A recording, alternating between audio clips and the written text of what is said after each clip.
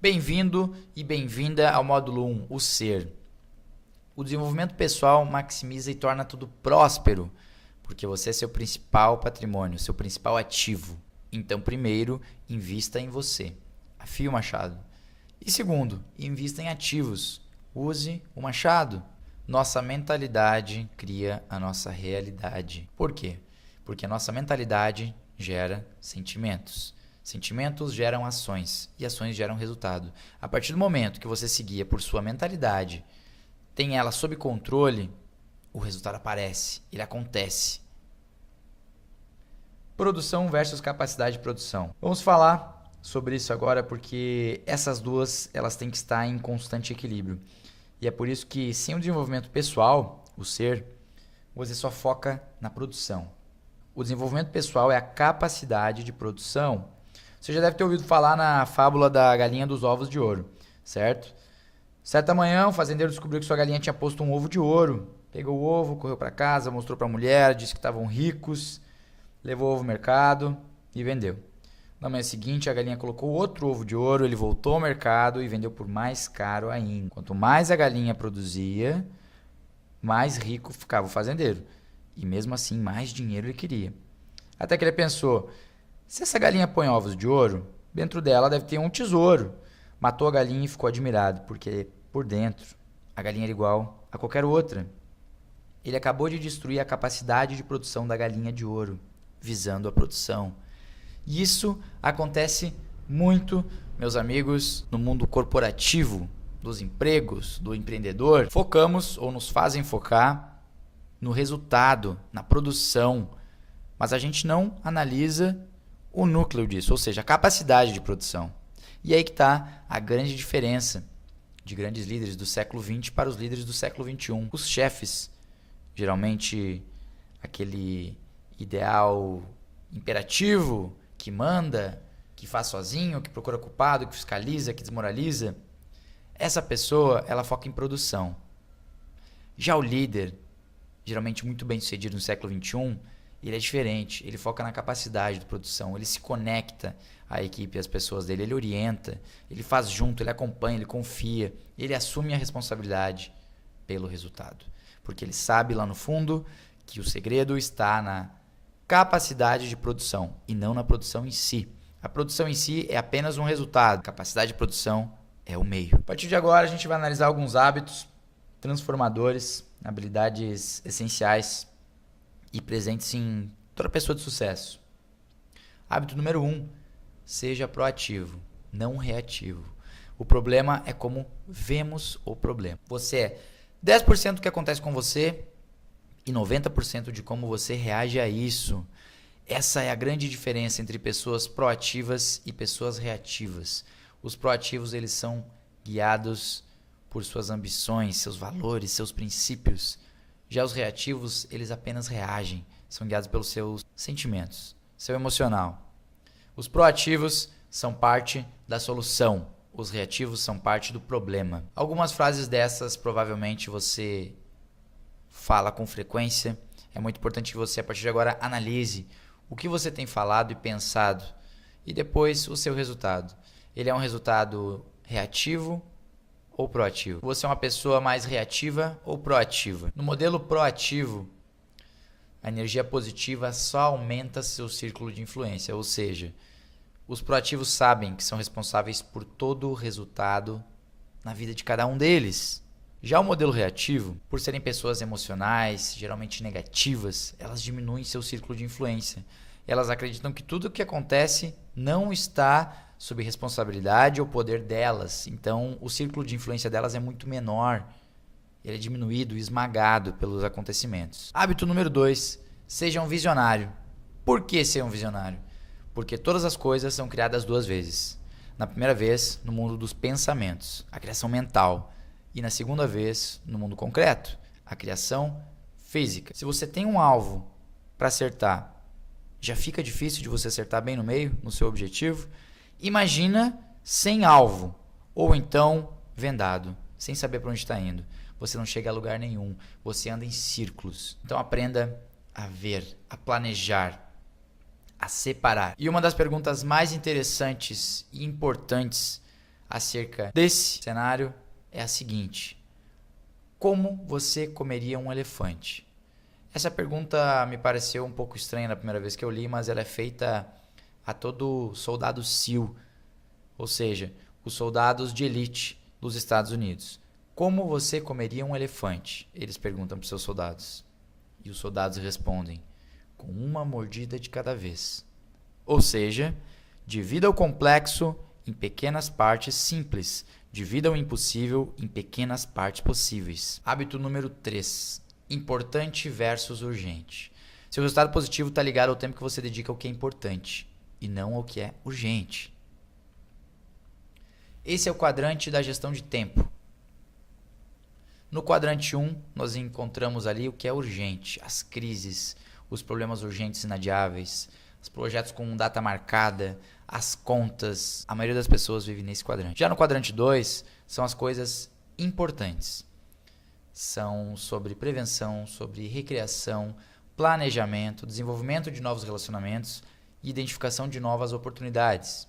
A maioria das pessoas não consegue focar nesse segundo quadrante. Já o quadrante 3 e 4 são ações não importantes e não urgentes, como atividades populares. Você mexer no Facebook, no WhatsApp, assistir a uma série. No quadrante 3 e 4 você encontra tudo aquilo que não aproxima você dos seus objetivos. Assim sendo, a maioria das pessoas vive no quadrante 1, focada em pagar contas, sobrevivendo, correndo atrás da máquina. Agora, no quadrante 2, vivem as pessoas de sucesso, as pessoas que se organizam, que planejam, que sabem identificar novas oportunidades e refazer os planos. Essas pessoas estão à frente de todo o resto.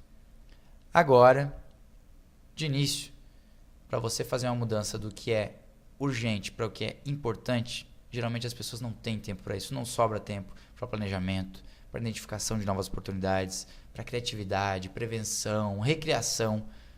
Então, como as pessoas conseguem arranjar tempo? Eliminando as distrações. É a única forma. Elimine tudo aquilo que afasta você dos seus objetivos, dos seus planos, dos seus sonhos.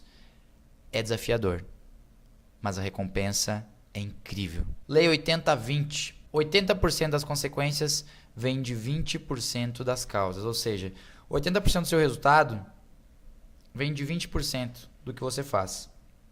Ou seja, o mais importante e não o mais urgente. Hábito número 4. Suas soluções devem ser para todos. Solucionadores de problemas mudam o mundo. Solucionadores de problemas dominam o mundo. O seu negócio, a sua ambição, ela não deve ser um peso para a sociedade. Ela deve ser uma solução para um problema. McDonald's solucionou o problema. Ele criou o fast food. As pessoas não tinham muito tempo. Elas precisavam comer rapidamente. Waze solucionou um outro grande problema. Melhorou o tráfego. É o GPS social. O primeiro, ao meu ver. Netflix solucionou um grande problema da população e regulou o mercado de TVs por assinaturas, tendo conteúdo com qualidade, barato e global. O Uber solucionou um grande problema, onde havia o monopólio dos táxis no mundo inteiro.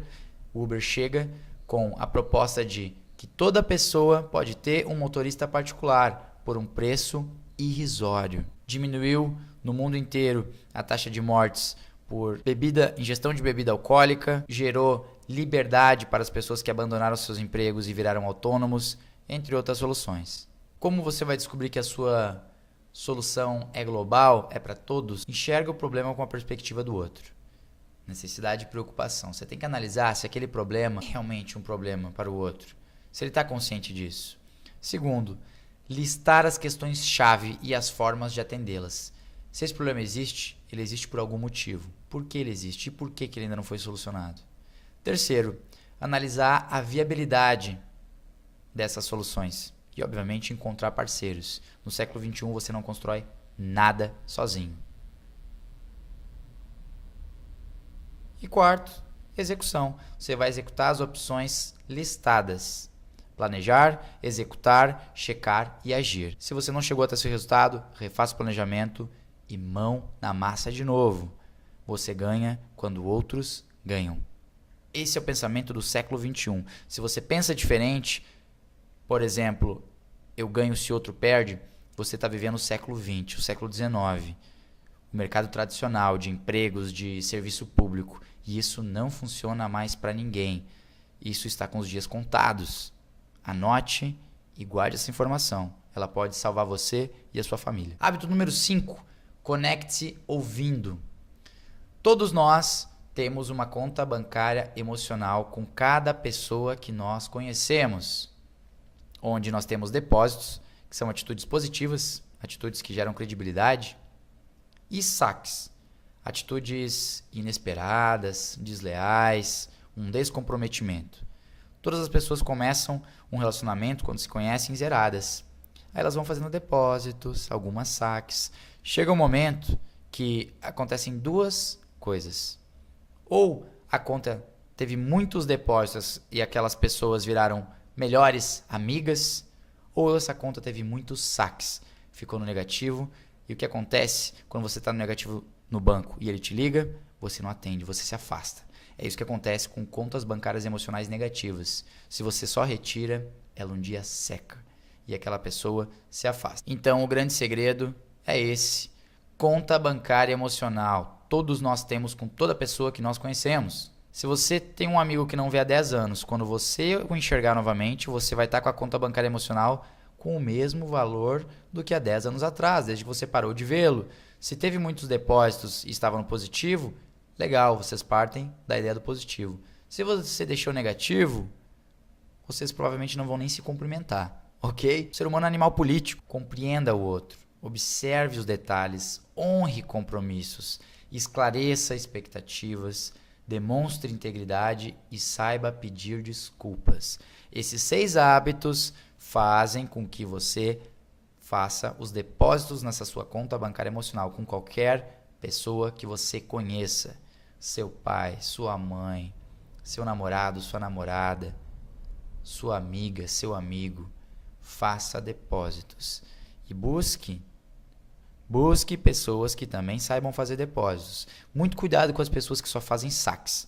Essas pessoas não vão construir relacionamentos com nada nem ninguém. E essas pessoas estão fadadas ao fracasso e vão te levar junto. Muito cuidado. Hábito número 6. Seu modus operandi deve ser duplicável para você criar sinergia como resultado final. Supondo que você entendeu os hábitos, iniciou a aplicação na sua vida, você deve passar isso adiante. Primeiro melhore a si mesmo, depois melhore outros. Mude o mundo mudando primeiro a si mesmo. Seja a diferença que você quer no mundo e depois passe isso adiante. Transborde conhecimento e energia. Em resumo, aprendemos aqui no módulo 1 que você é seu principal ativo, que a sua mentalidade cria a sua realidade, que ao invés de focar em produção, há algo muito maior, algo como um núcleo, que é a capacidade de produção. E além disso, aprendemos os 6 hábitos transformadores. Deixe como literatura sugerida, você vai receber via e-mail a resenha, o resumo e o link para cada livro desses. Os 7 hábitos das pessoas altamente eficazes, de Stephen R. Covey. O Poder do Hábito, de Charles Duhigg. E o livro que eu diria ser um dos mais incríveis que eu já li na vida, que é o Trabalhe 4 Horas por Semana, de Timothy Ferriss. No mais, no próximo módulo, a gente vai entrar num campo bastante prático, o desenvolvimento profissional, o fazer. O quadrante cash flow e as mentalidades, o que torna os ricos ricos, a habilidade essencial, o gatilho de Thomas Edison e as formas de se tornar rico. Nos vemos lá no módulo 2. Até mais.